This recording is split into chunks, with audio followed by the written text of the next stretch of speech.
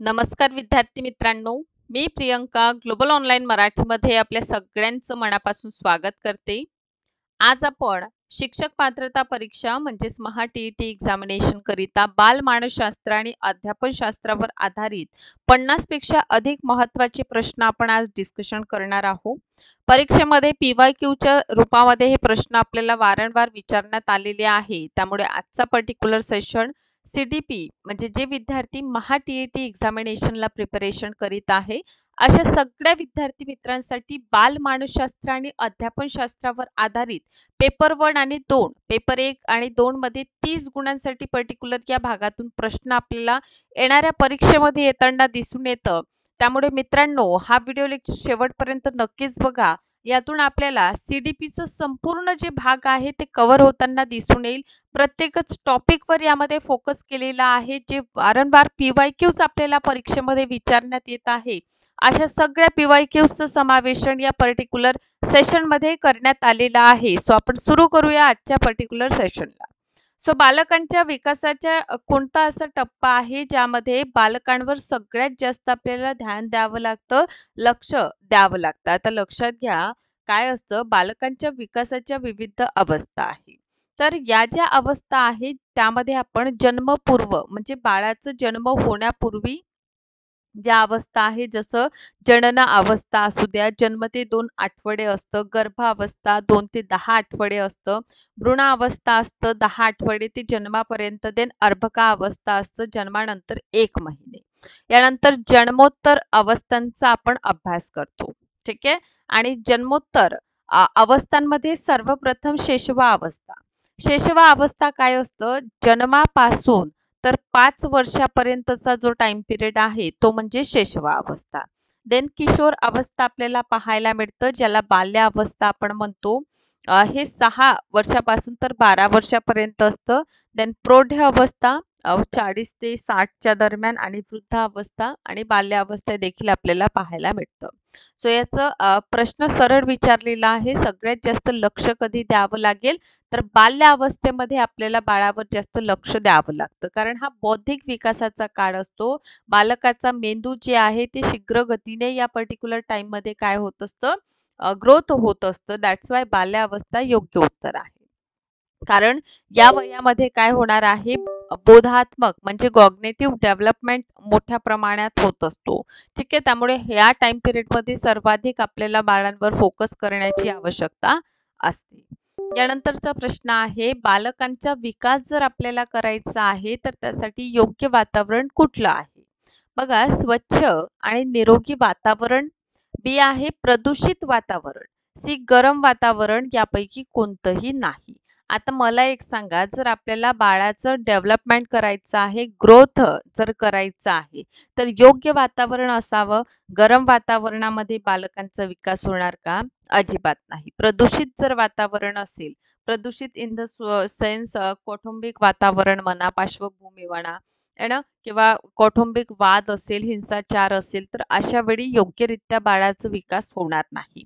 त्यामुळे हे 3 option ultimately आपले कट होतात आणि योग्य आन्सर म्हणजे स्वच्छ आणि निरोगी वातावरण. आता होतंय काय, इथून एक महत्त्वाचा टॉपिक आपलं निर्माण होतो, तो म्हणजे बालविकासावर परिणाम करणारे घटक. आता बाळांच्या विकासावर जे आहे अनुवांशिकता देखील परिणाम करताना आपल्याला दिसून येतं. परिपक्व व अध्ययन हे सुद्धा म्हणजे शारीरिक आणि मानसिक परिपक्वता ही अध्ययनासाठी महत्त्वाची ठरते. देन वातावरण, या वातावरणामध्ये पूर्व वातावरण, यामध्ये आईचा आहार, भावनिक स्थिती यांचा देखील समावेशन होतो आणि जन्मोत्तर वातावरण. ठीक आहे. अशा दोनही भागांचे इथे समावेशन आपल्याला होताना दिसून येतं. त्यामुळे योग्य उत्तर इथे आहे ऑप्शन क्रमांक ए. यानंतरचा प्रश्न आहे, बालकांच्या वर्तणुकीवर कोणता घटक परिणाम करतं? सो बालकांच्या वर्तणुकीवर जो घटक परिणाम करतात, तर वर्तणुकीविषयी विचारलेला आहे. ए वातावरण, अनुवंशिकता, आहार आणि वरीलपैकी 1 आणि 2. सो लक्षात घ्या मित्रांनो, बालकांचं जे परिणाम करणारे घटक आहे त्यामध्ये अनुवांशिकता, परिपक्व अध्ययन, वातावरण, जन्मपूर्व वातावरण असू द्या, जन्मानंतरचा वातावरण, पण इथे वर्तणुकींवर विचारलं असल्यामुळे आपलं उत्तर जे राहील वातावरण आणि अनुवांशिकता राहील. कारण वर्तणुकीवर कोणते पर्टिक्युलर घटक आहे जे परिणाम करीत आहे, त्यामुळे आपलं योग्य आन्सर जे आहे ते ए अँड बी आहे. ओके, चलो नेक्स्ट प्रश्नांकडे आपण वळूया. कोणते पर्यावरण बालकांच्या विकासाला पोषक असते? ए घरगुती वातावरण, बी शाळेचे वातावरण, सी समाजाचं वातावरण, की सर्वच प्रकारचं जे आपण 3 ऑप्शन बघितलेले आहे ते योग्य आहे. आता लक्षात घ्या, बालकांच्या विकासाला घरगुती वातावरण, शाळेचं वातावरण आणि सामाजिक वातावरण हे तीनही घटक पोषक ठरतात. त्यामुळे इथे योग्य उत्तर आहे ऑप्शन क्रमांक 4. समोरचा प्रश्न आहे, योग्य आहार बालकांच्या कोणत्या विकासासाठी महत्त्वाचा ठरतो? आता इथे डायरेक्ट कशावर विचारलेला आहे? आपल्या आहारांवर. ठीक आहे. ए शारीरिक विकास होणार योग्य आहार असेल तर, बी मानसिक विकास होणार, सी भावनिक विकास होणार, की सर्वच होणार. आता आहार बघा, व्यक्तींचं सुयोग्य वाढ व विकास होण्यासाठी पोषक आहार असणं आवश्यक आहे. ना ज्या अन्न पदार्थातून जीवनसत्वे, कार्बोदके, स्निग्ध पदार्थ म्हणा, प्रथिने म्हणा, मेद हे घटक योग्य प्रमाणात मिळतात, त्याला पोषक अन्न आपण म्हणतो. आणि अयोग्य पोषण जर असेल म्हणजे आहार डायट आपलं व्यवस्थित नसेल तर त्यामुळे काय होऊ शकतं? बालकांमध्ये कुपोषण येऊ शकतं.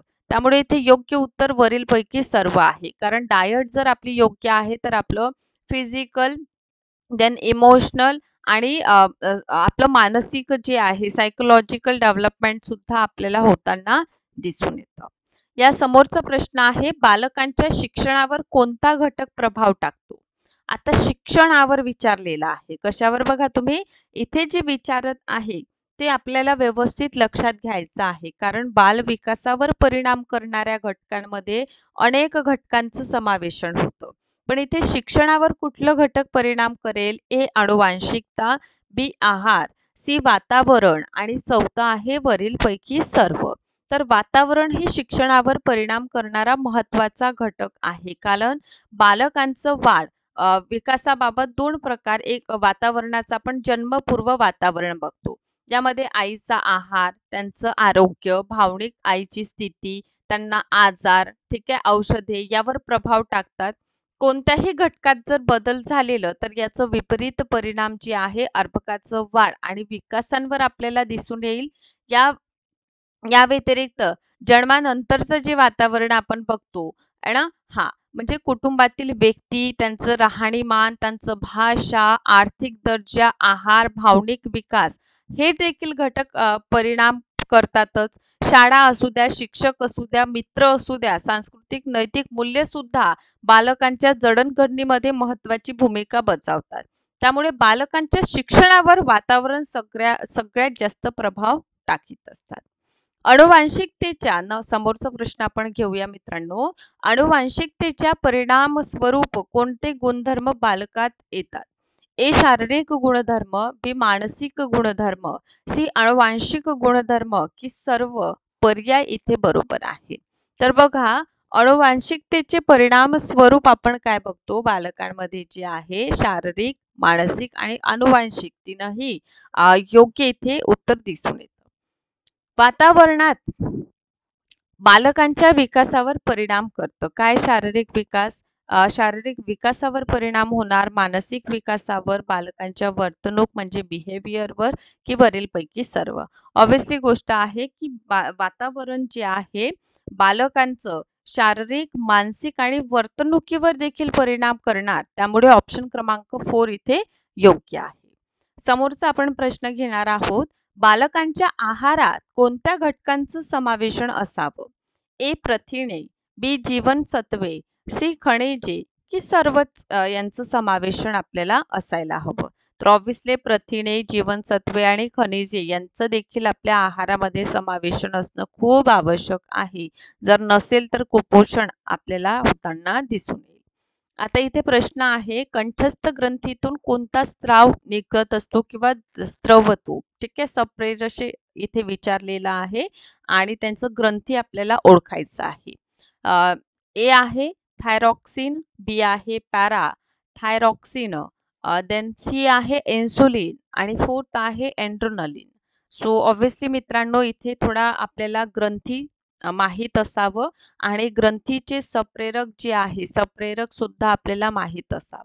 जसं थारऑक्सिन जर आपण बघितलं तर हे कंठस्थ ग्रंथीतून स्त्रावते.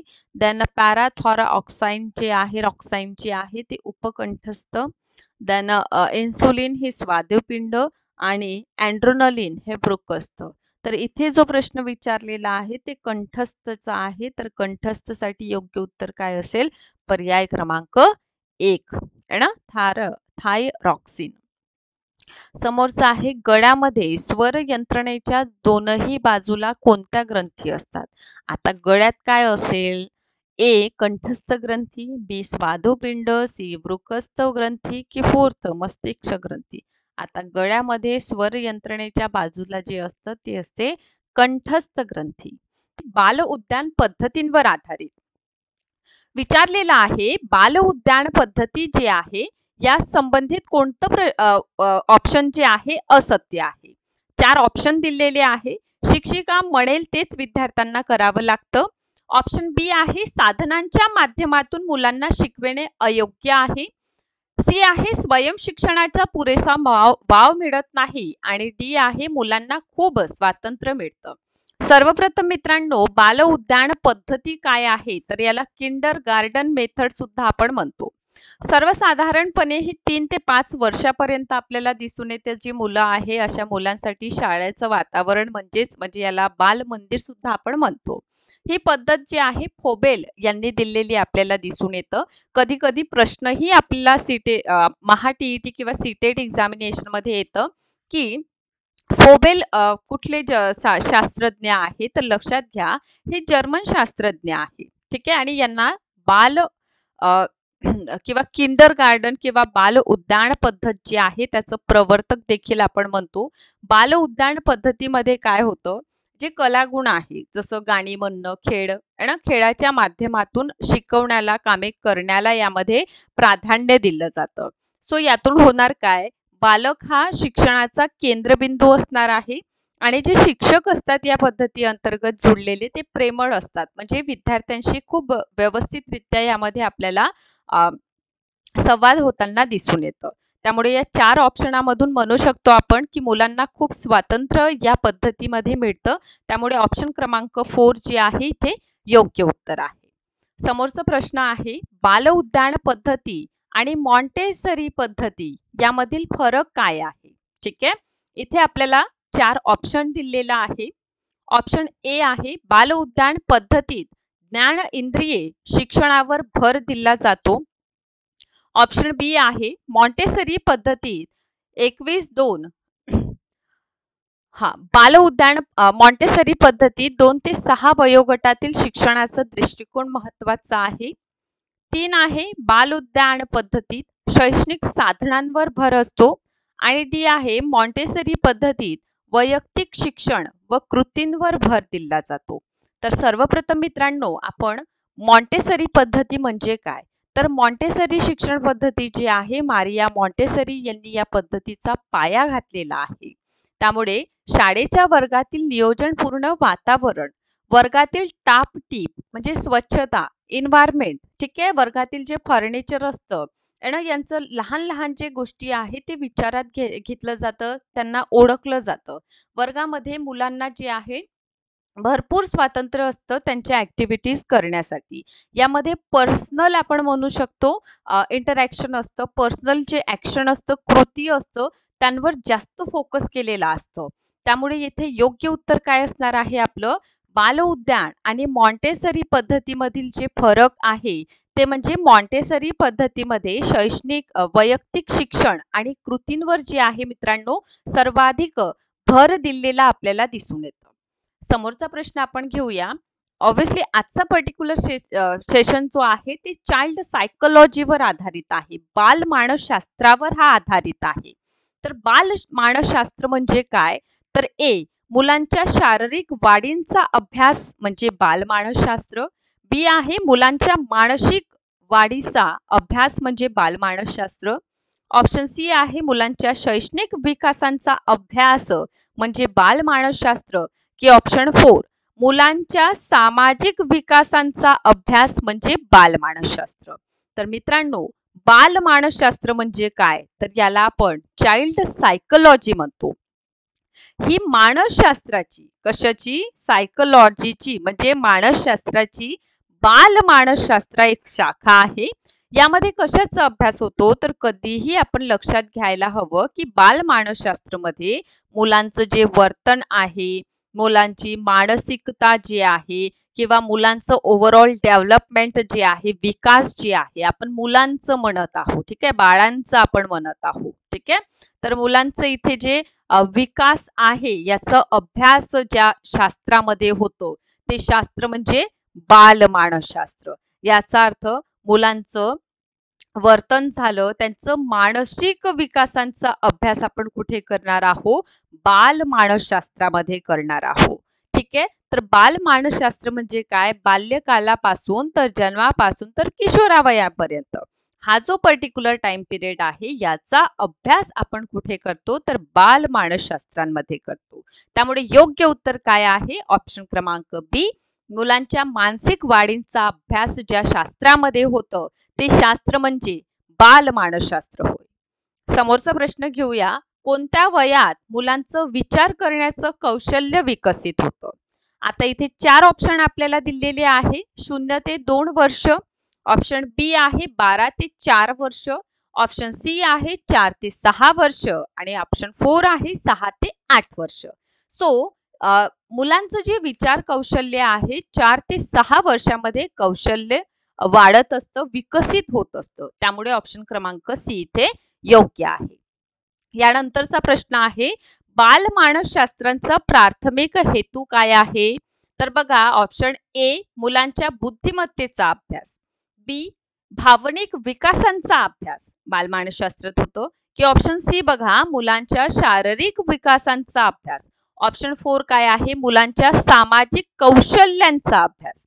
इथे बघा मित्रांनो, बालमानसशास्त्रामध्ये आपण काय अभ्यास केलेला आहे यापूर्वी? तर बालमानसशास्त्र ही गर्भधारणेपासून पौगंड अवस्थेपर्यंत बालकांचा वाढ आणि विकासांचा अभ्यास करणारी स्वतंत्र शाखा म्हणजे बालमानसशास्त्र आपण आता समजून घेतलेला आहे. तर बालकांच्या जन्मानंतरचे पहिले जे 5 वर्ष आहे यामध्ये बालकांचा विकास खूप महत्त्वाचा ठरतो. कारण ऑब्वियसली गोष्ट आहे की मेंदूचा जे विकास आहे 80% मेंदूचा जो विकास आहे तो या टाइम पिरियड मध्ये होत असतो. त्यामुळे बालकांमध्ये म्हणजे हा जो वय आहे जन्मापासून तर 5 वर्षांचं यामध्ये पालकांचे प्रेम, पॅरेंट्सचं आपल्याला प्रेम लागत असतं, जिव्हाळा लागत असतं. लहान बाळांना आपण कधी ऑब्झर्व केलं आहे? त्यांना जर आपण प्रेमाने घेतलं तर नक्कीच ते आपल्याकडे राहतात, बरोबर. जिव्हाळा, आपुलकी सारखे म्हणजे भावनिक सुरक्षिततेचा काळ हा आपण मानला जातो. त्यामुळे इथे योग्य उत्तर काय असेल? बालमानसशास्त्रांचा प्राथमिक हेतू काय आहे? भावनिक विकास. मुलांचा भावनिक विकास जे आहे बालमानसशास्त्रांचा प्रथम हेतू आहे, प्राथमिक हेतू आहे. त्यामुळे ऑप्शन क्रमांक बी जे आहे मित्रांनो इथे योग्य आहे. या समोरचा प्रश्न, आता आज पूर्णतः प्रश्न आपल्याला चाइल्ड सायकोलॉजी रिलेटेड म्हणजे दुसरा एक महत्त्वाचा टॉपिक देखील आपण आज कव्हर करीत आहोत, ठीक आहे. तर बालमानसशास्त्रामध्ये स्व म्हणजे काय? 4 ऑप्शन आहे स्व, ठीक आहे. ए मध्ये बघा मुलांच्या सामाजिक कौशल्यांचा अभ्यास, बी मध्ये बघा मुलांच्या आत्मसमर्पणांचा अभ्यास. कशाचा? आत्मसमर्पणांचा अभ्यास. सी बघा मुलांच्या स्वतःच्या भावना ओळखणे आणि 4th ऑप्शन आहे मुलांच्या शारीरिक स्वास्थ्यांचा अभ्यास. बघा, बालमानसशास्त्र हे काय आहे? बाळांचा अभ्यास करणारं आहे, ठीक आहे. म्हणजे बाळांचं विकास, त्यांचं वाढ, ठीक आहे, यांचं सविस्तररित्या जाणून घेत असतो आपण. प्रत्येक बाळ हा एक दुसऱ्यांपासून भिन्न असतो, बरोबर आहे. त्यामध्ये प्रत्येक बाळांमध्ये काहीतरी सुप्त गुणांचा आपल्याला विकास होताना दिसून येतं आणि हे विकास होण्यासाठी सुयोग्य वातावरण निर्माण करणे देखील तितकंच महत्त्वाचं आपल्याला पाहायला मिळतं, है ना. त्यामुळे स्व म्हणजे काय? तर बालमानसशास्त्रामध्ये स्व जे आहे ते मुलांच्या स्वतःच्या भावना ओळखणे याच्याशी हे संबंधित आहे. त्यामुळे स्व म्हणजे बालमानसशास्त्रामध्ये स्व म्हणजे काय? मुलांच्या स्वतःच्या भावना ओळखणे. Okay, next. बालकांच्या बौद्धिक विकासाचा अभ्यास कोणत्या शास्त्रात केला जातो? बौद्धिक विकास म्हटलेला आहे. ठीक आहे. हा बौद्धिक विकासाचा अभ्यास ए जीवशास्त्र, बी समाजशास्त्र, सी मानसशास्त्र की फोर्थ अर्थशास्त्र. आता मित्रांनो, आज आपण काय अभ्यास करीत आहोत? हा बाल मानसशास्त्र म्हणजे चाइल्ड सायकोलॉजीचा आपण अभ्यास करत आहोत. आणि बाळाचा जेव्हा बौद्धिक विकास आपण बघितलेला आहे की पर्टिक्युलर 0 ते 5 वर्षाच्या टाइम पिरियड मध्ये जे आहे, जन्मानंतरचे 5 वर्षापर्यंत हा विकासाचा टाइम पिरियड आहे. कारण या पर्टिक्युलर टाइम पिरियड मध्ये बाळाचा जे मेंदू आहे त्याचा विकास होत असतो. ठीक आहे. तर बौद्धिक विकासाचा अभ्यास आपण कुठे करतो? तर मानसशास्त्रामध्ये आपण याचा अभ्यास करतो. त्यामुळे मित्रांनो, आपण समोरच्या प्रश्नाकडे वळूया. बाल मानसशास्त्र या शाखेचा अभ्यास कोणत्या वयातील मुलांसाठी केला जातो? आता मला सांगा, आपण चाइल्ड सायकोलॉजीचा अभ्यास करत आहोत. मानसशास्त्राची एक महत्त्वाची शाखा म्हणजेच बाल मानसशास्त्र आहे. बरोबर आहे. यामध्ये बालकांचं वर्तन, बालकांचं शारीरिक मानसिक विकासांचं शास्त्रशुद्ध अभ्यास आपण या पर्टिक्युलर पार्टमध्ये करीत असतो. तर यामध्ये म्हटलेलं आहे की वयातील म्हणजे पर्टिक्युलर बाल मानसशास्त्र यामध्ये कोणत्या वयातील, ठीक आहे, हे नवजात बालक आहे, बालवयीन मुलं आहे, किशोरवयीन मुलं आहे की प्रौढ ही मुलं आहे ज्यांचा आपण अभ्यास करतो.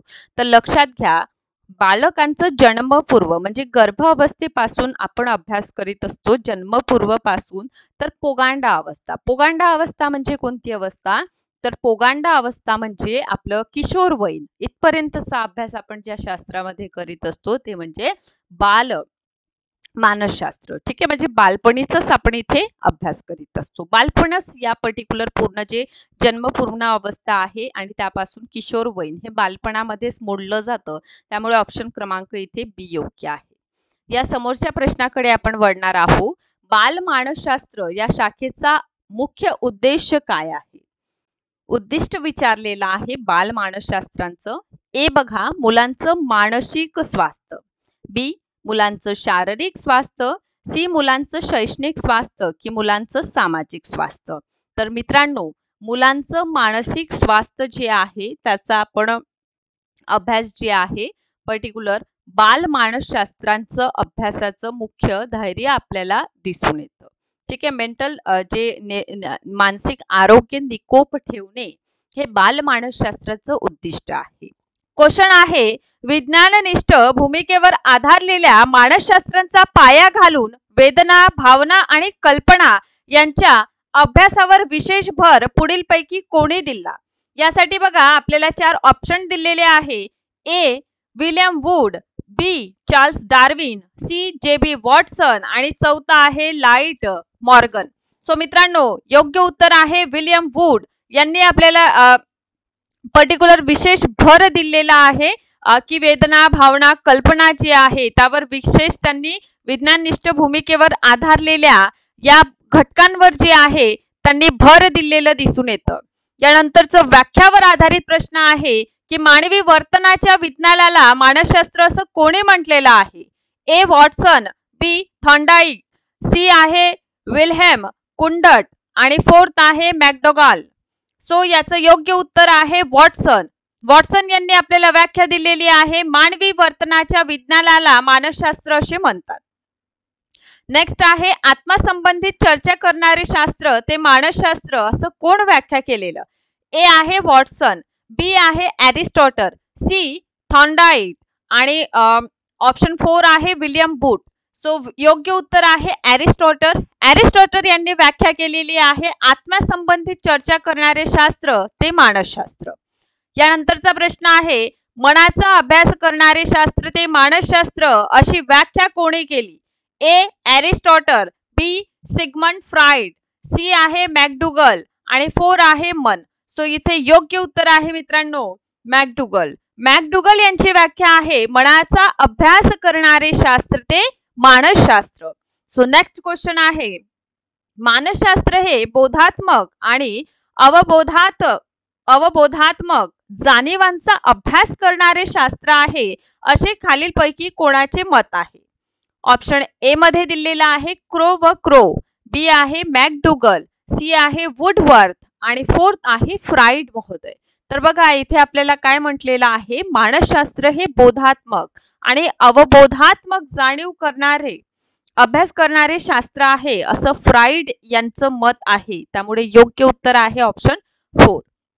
समोरचा प्रश्न आहे, दी ॲनिमा नावाचा ग्रंथ कोणाचा आहे? ए ॲरिस्टॉटल, बी प्लेटो, सी मॅकडुगल आणि फोर्थ आहे वॉटसन. तर योग्य उत्तर आहे ॲरिस्टॉटल यांचा ग्रंथ आहे दी ॲनिमा म्हणून. या समोरचा प्रश्न आहे, व्यक्तिभिन्नते संदर्भांचा विचार मांडणारा रिपब्लिक नावाचा ग्रंथ कोणाचा आहे किंवा कोणी हा ग्रंथ लिहिला? Option A Aristotle, option B William Wood, option C Plato आणि ऑप्शन 4 आहे थांडाईट. सो प्लेटो यांचा ग्रंथ आहे रिपब्लिक म्हणून. ठीक आहे, त्यामुळे लक्षात घ्या व्यक्ती भिन्नते संदर्भात त्यांचं विचार जे आहे प्लेटो महोदय यांनी रिपब्लिक ग्रंथात मांडलेला आहे. त्यानंतर आहे BSOR असे वर्तन संबंधी सूत्र पुढीलपैकी कोणी सांगितले? आता बघा इथे आपल्याला 4 ऑप्शन दिलेला आहे. ऑप्शन ए मध्ये आहे पहा, हे वर्तन संबंधित जे बिहेवियर आहे ना, हा बिहेवियर झालं आपलं, स्टिम्युलन्स झालं, उद्दीपक ज्याला आपण म्हणतो, जीव झालं, ऑर्गॅनिझम झालं, देन रिस्पॉन्स म्हणजे प्रतिक्रिया. ठीक आहे, सो हा सूत्र कोणी दिलेला आहे? तर वुडवर्थ यांनी हा सूत्र दिलेला आपल्याला दिसून येतं.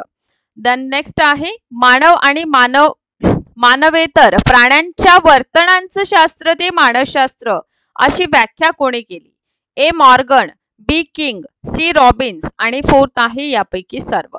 तर लक्षात घ्या, मानव आणि मानवेतर प्राण्यांच्या वर्तनांचे शास्त्र ते मानसशास्त्र अशी व्याख्या मॉर्गन, किंग आणि रॉबिन्स यांनी केलेली आहे. नेक्स्ट आहे, खालीलपैकी कोणाला आधुनिक मानसशास्त्राचा जनक मानतात? A William Jones, B Woodworth, C Watson आणि फोर्थ आहे विलियम बूट. सो इथे योग्य उत्तर आहे विलियम जोन्स यांना आधुनिक मानसशास्त्राचा जनक मानतात, त्यामुळे ऑप्शन ए. नेक्स्ट आहे, पुढीलपैकी कोणत्या मानसशास्त्रज्ञे मनोविश्लेषणवाद हा सिद्धांत मांडला? ए आहे थॉर्नडाईक, बी आहे सिगमंड फ्राइड, 3 आहे जॉन बी वॉटसन आणि 4 आहे विलियम जेम्स. सो मानसशास्त्रांचं मनोविश्लेषणवाद सिद्धांत कोणी मांडलेला आहे? तर सिगमंड फ्राइड यांनी मांडलेला आहे, त्यामुळे ऑप्शन बी इथे योग्य आहे. समोरचा प्रश्न आहे, अमेरिकन मानसशास्त्राचे जनक म्हणून ओळखले जाणारे व कार्यवादाचा विचार प्रवाह उगम करणारे शास्त्रज्ञ कोण होते?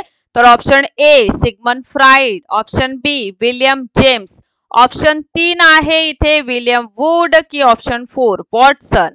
सो इथे लक्षात घ्या, अमेरिकन मानसशास्त्रांचे जनक विलियम जेम्स म्हणून ओळखलं जातं आणि कार्यवादाचा विचार प्रवाह या शास्त्रज्ञांनी जे आहे ते दिलेलं दिसून येतं. समोरचा आहे, कार्ल रोजर्स यांनी मांडलेला विचार कोणता? विचार प्रवाह कोणता दिला आहे यांनी? ए वर्तनवाद, बी रचनावाद, सी कार्यवाद आणि चौथा आहे मानवतावाद. सो कार्ल रोजर्स यांनी जो विचार प्रवाह दिले आहे ते म्हणजे मानवतावाद आहे. यानंतर आहे, 1879 मध्ये जर्मनीत पहिली मानसशास्त्रीय प्रयोगशाळा लिप्झिग कोणी सुरू केली? A William Wundt, B William Jones, C JB Watson आणि चौथा आहे वुडवर्थ. सो ऑब्वियसली हे कोणी केले आहे? विलियम वूड यांनी केलेला आहे, त्यामुळे योग्य उत्तर ए आहे. प्रायोगिक मानसशास्त्राचे जनक म्हणून ओळखले जाते कोण? A William Wundt, B William Jones, C JB Watson की फोर्थ वुडवर्थ. सो प्रायोगिक मानसशास्त्राचे जनक आहे विलियम वूड. समोर आहे, मानवाच्या वर्तणुकींचा अभ्यास कोणत्या शाखेत होतो? ए समाजशास्त्र, बी मानसशास्त्र, सी जीवशास्त्र की फोर्थ भौतिकशास्त्र. तर मानसशास्त्र मध्ये मानवाच्या वर्तणुकीचा अभ्यास होतो, त्यामुळे ऑप्शन बी. क्वेश्चन आहे, सर्व मुलांचा निरोगी शारीरिक विकास ही सर्व विकासाची पूर्व अट आहे. यासाठी कोणत्या मूलभूत गरजांकडे लक्ष देण्याची गरज आहे? आता निरोगी शारीरिक विकासासाठी आपण कोणत्या गोष्टींवर लक्ष द्यायला हवं? अ पौष्टिक आहार, आ शारीरिक व्यायाम की ई मनोसामाजिक गरजा. तर याचं उत्तर आहे तीनही. आपल्याला डाएट व्यवस्थित असावं, आपण एक्सरसाइज करायला हवं आणि सोबतच मुलांचं जे निरोगी शारीरिक विकास आहे यासाठी सायकोसोशल नीड्ससुद्धा महत्त्वाचे आहे. समोरचा प्रश्न आहे, शिक्षणाच्या वेगवेगळ्या पद्धती वापरण्यासाठी कोणता टप्पा सर्वात योग्य आहे? ए. बालपण, बी. प्रौढत्व, सी आहे बाल्यावस्था आणि 4 आहे किशोरावस्था. तर बघा अ, शिक शिक्षणाच्या वेगवेगळ्या पद्धती आपण बालपणीमध्ये वापरू शकतो. त्यामुळे ऑप्शन ए. समोरचा प्रश्न आहे, या अवस्थेत म्हणजे 4 ऑप्शन दिलेला आहे. बाल्यावस्था, पोखंडावस्था, बालपणानंतरचा काळ म्हणजे पोस्ट चाइल्डहूड पिरियड आणि प्रौढत्व. म्हणजे या अवस्थांपैकी मुलांच्या नवनवीन शोध लावण्याची, फिरण्याची प्रवृत्ती खूप वाढते. कधी वाढते? बालपण नंतरचा काळ जो आहे त्यामध्ये वाढतं. यानंतरचा प्रश्न आहे, अर्थपूर्ण शिक्षणाची प्रक्रिया विकासाच्या कोणत्या टप्प्यांवर सुरू होतं? म्हणजे मीनिंगफुल लर्निंग आपलं कोणत्या स्टेजमध्ये डेव्हलपमेंट होत असतं? ऑप्शन ए आहे पोगांडा अवस्था, बी आहे प्रौढत्वापासून, सी आहे लहानपणापासून की ऑप्शन 4 लहानपणापासून. सो ऑब्व्हियसली इन्फन्सीपासून ठीक आहे, शैशवा अवस्था ज्याला आपण म्हणतो ठीक आहे, त्यापासूनच अर्थपूर्ण शिकण्याची टाईम पिरियड जी आहे ती सुरू होऊन जातं. या समोरचा प्रश्न आहे मित्रांनो, मानवी विकासाच्या कोणत्या टप्प्यांवर मुलांच्या शिक्षणाचा वेग सर्वाधिक असतो? अ. बालपण, ब. प्रौढत्व, सी. बाल्यावस्था आणि 4 पोघांडावस्था. तर याचं योग्य उत्तर आहे सर्वाधिक म्हणजे मुलांचं शिकण्याचा जो वेग आहे तो बाल्यावस्थामध्ये सर्वाधिक आपल्याला दिसून येतो.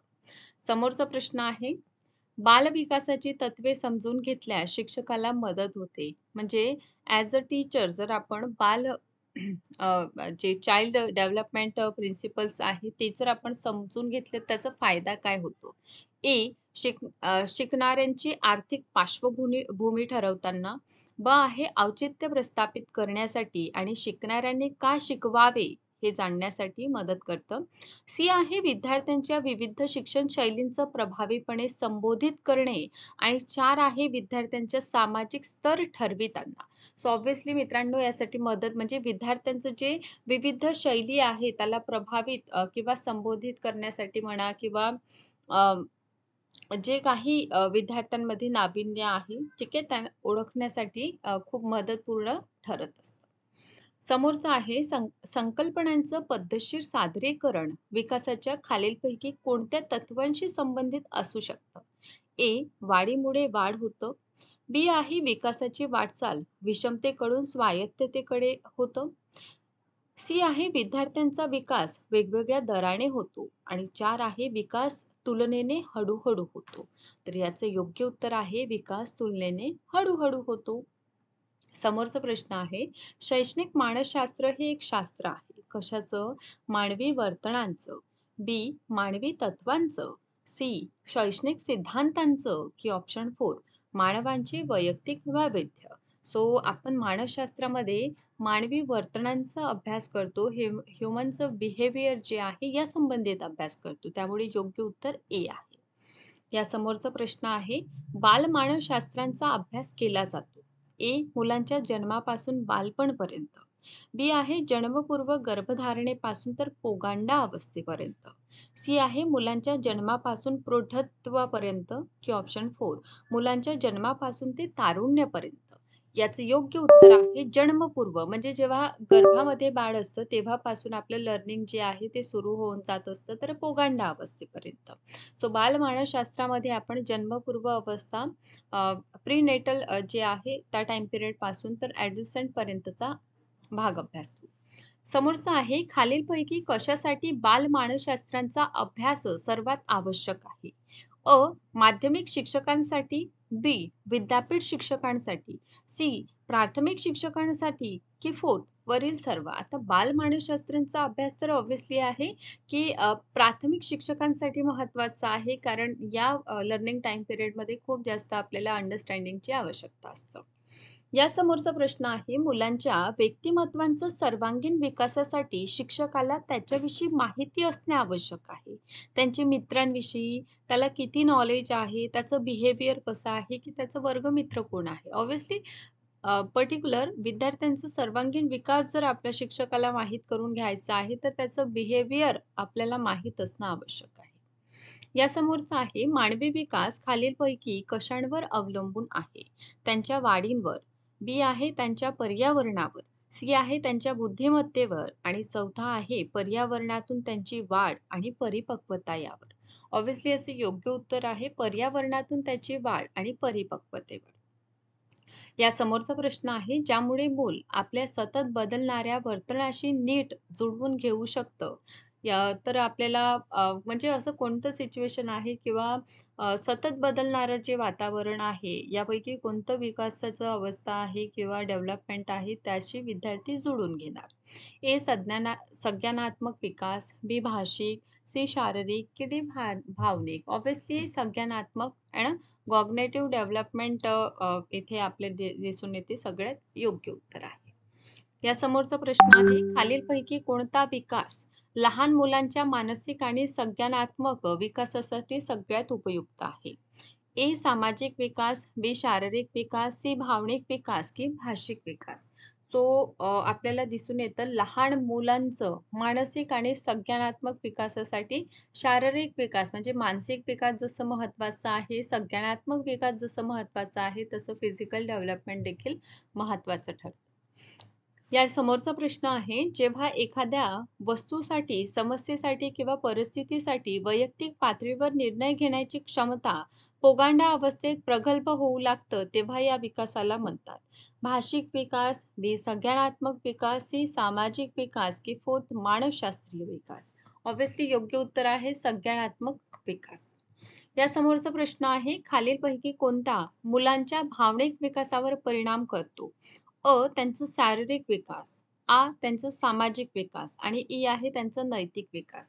तर याचं योग्य उत्तर आहे त्यांचं शारीरिक आणि नैतिक विकास हे मुलांच्या भावनिक विकासावर जे आहे परिणाम करेल. मस्तक ग्रंथीतून स्त्रावणाऱ्या स्त्रावांचं प्रमाण जर वाढलं तर त्यामुळे काय होईल? तर मस्तिष्क ग्रंथी म्हणजे मेंदूच्या तळाशी जे आहे ते लागून असतं. तर यामुळे काय परिणाम होत असतो? ए व्यक्तीची बुद्धी वाढते, बी व्यक्तीच्या वर्तनांची अस्थिरता वाढते, सी शरीराचं अवास्तव वाढ होतो आणि फोर्थ आहे व्यक्तींची कामवासना वाढतं. तर लक्षात घ्या की हे मस्तिष्क जे आहे ऑब्व्हियसली हे कुठे असतं मेंदूच्या तळाशी हे लागून असतं.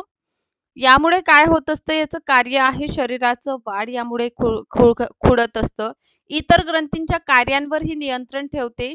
शरीराचं परिपक्वता यावर याचं नियंत्रण असतं आणि वृक्कामधील पाण्याचं पुनर्शोषण देखील हे करते. आणि जर हे जास्त स्त्राव झालं तर यामुळे उंचीतील सामान्य वाढ आणि कमी स्त्राव झालं तर वाढ खुडते आणि लैंगिक अपरिपक्वता बुद्धिमत्तेवर देखील याचा परिणाम होत नाही.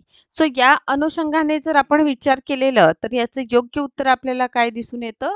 शरीरातील अवास्तव वाढ होतो ना जर स्त्राव वाढलं. कारण बघा कधीही लक्षात घ्या ग्रंथीचं नाव आपल्याला माहीत असावं, त्याचं कुठे मतलब कोणत्या स्थानमध्ये ते असतं, त्याचं सप्रेरक काय आहेत, त्यांचं कार्य, यामध्ये ग्रोथ झाली तर काय होतं आणि डिक्रीज झालं म्हणजे कमी झालं तर काय परिणाम होत असतं हे आपल्याला माहीत असावं. समोरचा प्रश्न आहे वकस्त ग्रंथीतून पाझरणारे ॲड्रेनालिन या स्त्रावांचं प्रमाण जर कमी झाला तर काय परिणाम होणार? पौरुषत्व यामुळे दिसून येऊ शकतं, बी आहे स्वास्थ्य जाणवतं, सी आहे व्यक्ती अशक्त होणार की चौथा ऑप्शन व्यक्ती स्थिर वृत्तीची दिसते. फर्स्ट ऑफ ऑल वृकस्थ ग्रंथी काय आहे हे समजून घ्या. तर हे मूत्रपिंडाच्या वरच्या बाजूला असतं. ठीक आहे. सेकंडली याचं कार्य काय आहे? लैंगिक परिपक्वतेमध्ये याचं महत्त्वाचं भूमिका असतं. खनिजाच्या प्रमाणावर हे नियंत्रण ठेवतं. या व्यतिरिक्त शरीराच्या प्रक्रियेकरिता हे तयार करीत असतं. यामुळे या अनुषंगाने व्यक्ती काय होईल? ऑब्व्हियसली अशक्त होणार. जर याचं प्रमाण कमी झालं ना ॲड्रेनालिनचं जर प्रमाण कमी झालं तर यामुळे व्यक्ती काय होईल? अशक्त होईल. समोरचा प्रश्न आहे की असं कोणतं स्त्राव आहे ज्यामुळे चैतन्य निर्माण होतं आणि व्यक्ती जो आहे अधिक प्रमाणात अति उत्साहपणा आपल्याला कोणत्या पर्टिक्युलर हार्मोन चेंजमुळे दिसून येतं? ए आहे कार्डेशियन, बी आहे ॲड्रेनालिन, सी आहे इन्सुलिन आणि फोर्थ आहे थायरॉक्सिन. सो मित्रांनो बघा हे चारही आता कार्डेशियम ही गणितासंबंधित वापरली जाणारी एक संकल्पना आहे. त्यामुळे सर्वप्रथम एंडोर्फिन काय असतं तर तणाव कमी करतं, मूडमध्ये सुधारणा करतं, आपल्याला आनंद, उत्साह जे आहे म्हणजे एक प्रकारे म्हणू शकतो आपण अति उत्साहपणा जे आहे ते एड्रेनल चं प्रमाण जेव्हा वाढतं तेव्हा आपल्याला येताना दिसून येतं.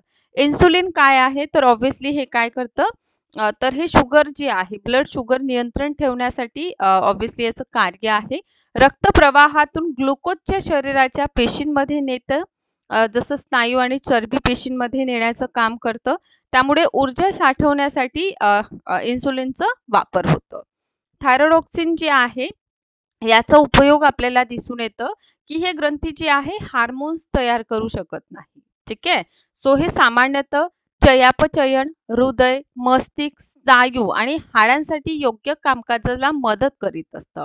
सो या अनुषंगाने आपलं जे प्रश्न विचारलेला आहे ते काय आहे शरीरामध्ये जे आहे व्यक्तीमध्ये जे आहे चैतन्य आणि अति उत्साह कशामुळे आपल्याला दिसून येतं तर ऑब्व्हियसली गोष्ट आहे एंड्रोलिनचं प्रमाण जेव्हा अधिक असतं त्यावेळी आपल्याला अति उत्साह मुलांचं वर्तन दिसून येतं. यानंतरचं आहे खालीलपैकी कोणत्या मानसशास्त्राने अनुवंशासंबंधी संशोधन करून अनुवंशाचे नियम मांडलं.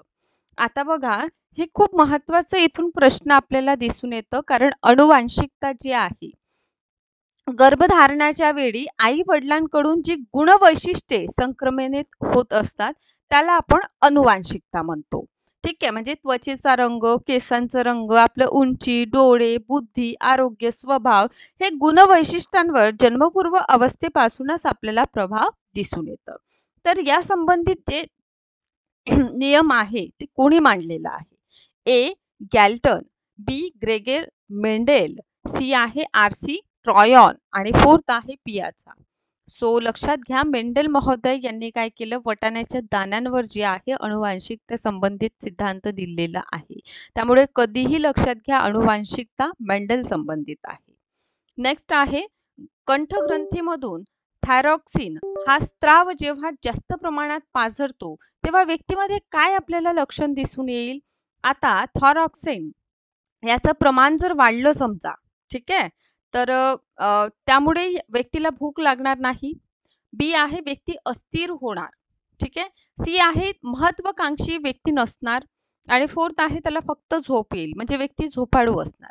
तर याचं योग्य आता बघा याचं योग्य उत्तर आहे ऑप्शन क्रमांक बी व्यक्ती जी आहे ना अस्थिर होत असतं. काय होतं अस्थिर होतं.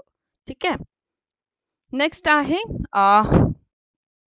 एखादी व्यक्ती महत्वाकांक्षी होण्यामागे स्त्रवणारा थायरॉक्साईन हा जो स्त्राव खालीलपैकी कोणत्या ग्रंथींमधून येतो. तर या चारही ग्रंथींचं कार्य आपण जाणून घेऊया. मस्तक ग्रंथी जी आहे ग्रोथ हार्मोन्स रिलेटेड आहे. वृकस्थ हे एंड्रोलिन रिलेटेड आहे आणि कंठ ग्रंथी जे आहे थायरॉक्सिन याशी संबंधित आपल्याला दिसून येतं. त्यामुळे कधीही तुम्हाला जेव्हा ग्रंथींचे नाव आपण बघत असतो अभ्यास करीत असतो ॲज वेल ॲज त्याचं जे संप्रेषक आहे ते सुद्धा माहीत असावं. ठीक आहे. जसं पीयूषिका ही वाढीचं संप्रेरक आहे. कंठस्थ हे थायरॉक्सिनचं आहे. देन उपकंठस्थ हे पॅथा थायरॉक्सिनचं आहे. वृकस्थ हे एंड्रोनलिनचं आहे. ठीक आहे. स्वादपिंडू हे आपल्याला इन्सुलिनचं दिसून येतं. रेतपिंडू हे टेट्रोस्टोनचं दिसून येतं. त्यामुळे मित्रांनो ग्रंथी आणि ग्रंथीचे संप्रेरक हे आपल्याला माहीत असावं. यापूर्वी देखील परीक्षेमध्ये या संदर्भात प्रश्न विचारलेले आहे. आता अनुवांशिकतेवर आपल्याला प्रश्न घ्यायचा आहे. अनुवांशिकतांचा अध्ययनावर परिणाम होतो. अनुवंशाचं अध्ययनावर परिणाम होतो. या संबंधित विधाने दिलेली आहेत 4. बघा पहिलं आहे अध्यापनात विद्यार्थ्यांचं जन्मजात क्षमतांचं विचार आवश्यक आहे. म्हणजे काही गुण आपल्याला जन्मजात मिळालेले असतात. ठीक आहे. जसं रंग त्वचेचा, डोळ्याचं, आपली बुद्धिमत्ता, आपले डोळे रंगसूत्रांचं वंशानुगत जोड्या आपल्याला दिसून येतं. प्रत्येक व्यक्तीमध्ये गुणसूत्रांच्या 23 जोड्या असतात. ठीक आहे. चला तर लक्षात घ्या बी आहे बालकांच्या विकासाची दिशा अनुवांशिकतेवरून ठरवता येतं. तिसरं आहे प्रत्येकाचं उपजत वृत्ती कल लक्षात घेऊन अध्यापन प्रक्रियेत नियोजन आपण करू शकतो. फोर्थ आहे बालकांमध्ये आढळणारी व्यक्तिभिन्नता ही अनुवांशिकतेच्या भिन्नतेमुळे असतं. तर मित्रांनो इथे चारही स्टेटमेंट आपले बरोबर आहे. ठीक आहे. तर नेक्स्ट आहे कंठस्थ ग्रंथीमधून पाझरणाऱ्या अंतःस्राव्यांचं जर प्रमाण कमी झालं तर त्यामुळे काय परिणाम होईल? ऑप्शन ए उंची वाढणार, बी बौद्धिक विकास खुंटतं, सी वजन कमी होणार की फोर्थ शारीरिक वाढ चांगली होते. तर इथे लक्षात घ्या सर्वप्रथम कंठस्थ आपण बघतो की याचं सप्रेरक आहे थायरॉक्सिन. देन आपण याचा परिणाम काय बघतो चयापचयन क्रियेवर नियंत्रण, वाढीवर संतुलन ठेवणे. ठीक आहे. त्यामुळे याचं योग्य उत्तर काय होईल आपलं बौद्धिक विकास जे आहे ते खुंटत असतं जर प्रमाण याचं कमी झालं. अनुवांशिकतेचा काय अर्थ आहे तर अनुवांशिकता जसं गर्भधारणाच्या वेळी आई वडिलांकडून जे गुणवैशिष्ट्ये संक्रमित होत असतात त्याला आपण अनुवांशिकता असं म्हणतो. तर या अनुषंगाने इथे 4 ऑप्शन आपल्याला दिलेले आहे. वंशातून आलेले गुणधर्म, बी आहे आहाराचे गुणधर्म, सी शिक्षणाचे की वातावरणाचे गुणधर्म. ऑब्व्हियसली हे वंशातून आलेले गुणधर्म आहे. प्रत्येक व्यक्तींमध्ये गुणसूत्रांच्या 23 जोडी आपल्याला पाहायला मिळतं. रंगसूत्राप्रमाणे वंशाणूच्या जोड्या असतात आणि वंशाणू अनुवांशिकतेचं कार्य करणारी यंत्रणा आहे. पालकांपासून प्राप्त होणाऱ्या गुणधर्मांचं संक्रमण करण्याचं काम वंशाणू करतात. ठीक आहे. नेक्स्ट आहे बालकाच्या विकासासाठी कोणत्या गोष्टींची गरज आहे? योग्य आहार, पात्र अध्यापन, योग्य वातावरण की सर्वच आवश्यक आहे. तर बालकांचा विकास करायचा आहे तर सर्वच पर्याय इथे योग्य आहे. नेक्स्ट आहे अनुवांशिकतेच्या प्रभावात कोणत्या घटकांचं समावेशन होतो? आता अनुवांशिकतेवर कुटुंबाचा इतिहास, अनुवांशिक रोग, अनुवांशिक गुणधर्म की यापैकी सर्व. तर मित्रांनो अनुवांशिकतेवर सगळेच घटक मग कुटुंबाचं हिस्ट्री असू द्या किंवा आई वडिलांपासून येणारं एखादी आजार असू द्या किंवा गुणसूत्र धर्म असू द्या हे सगळंच परिणाम करीत असतात. त्यामुळे फोर्थ ऑप्शन इथे बरोबर आहे. समोरचा प्रश्न आहे बालकांच्या मानसिक विकासासाठी खालीलपैकी काय महत्त्वाचे आहे? ए शिक्षण, बी आहार, सी अनुवांशिकता की सर्व पर्याय. तर ऑब्व्हियसली मित्रांनो सगळे पर्याय इथे बरोबर आहे. समोरचा आहे अनुवंशांच्या बालकांच्या वर्तनावर काय परिणाम होतो? अनुवांशिक गुणधर्म आपल्याला येताना दिसून येतं, वातावरणातील प्रभाव, शिक्षणाचा प्रभाव की वरीलपैकी सर्व. तर अनुवंश जे आहे यामुळे बालकांचं अनुवांशिक गुणधर्म यावर परिणाम वर्तनावर दिसून येतो. नेक्स्ट आहे बालकांचं आहारात कोणत्या घटकांचं समावेशन असतं? प्रथिने, जीवनसत्वे, खनिजे की सर्व. आता मला सांगा बालकाचं ओव्हरऑल डेव्हलपमेंट जर आपल्याला करायचं आहे तर त्यांना प्रथिने, जीवनसत्वे, खनिजे सगळंच आपल्याला मिळणं किंवा देणं आवश्यक आहे. त्यामुळे फोर्थ ऑप्शन आहे. तर अशा प्रकारे मित्रांनो महा-टी-ई-टी एक्झामिनेशन करिता जर आपण पेपर 1 आणि पेपर 2 यांचा अभ्यास करीत आहात तर ग्लोबल ऑनलाईन प्लॅटफॉर्मवर कंप्लीट कोर्स अवेलेबल आहे. यामध्ये फुल सिलेबस व्हिडिओ लेक्चर्स आपल्याला प्रोव्हाइड केले जाईल. फुल सिलेबस नोट्स अवेलेबल आहे. 50 पेक्षा अधिक टेस्ट आहे आपल्या प्रॅक्टिस करिता. फुल सिलेबस MCQs आहे आणि परीक्षेसंदर्भात परीक्षा कशा प्रकारे आपण क्वालिफाय करायला हवं या संबंधित गायडन्स देखील आहे. सो कोर्सची फीज आहे 3000 रुपये. आजच आपण या ऑफिशियल नंबर्सवर कॉन्टॅक्ट करा आणि कोर्सला आपण जॉईन करून घ्या. Thank you so much.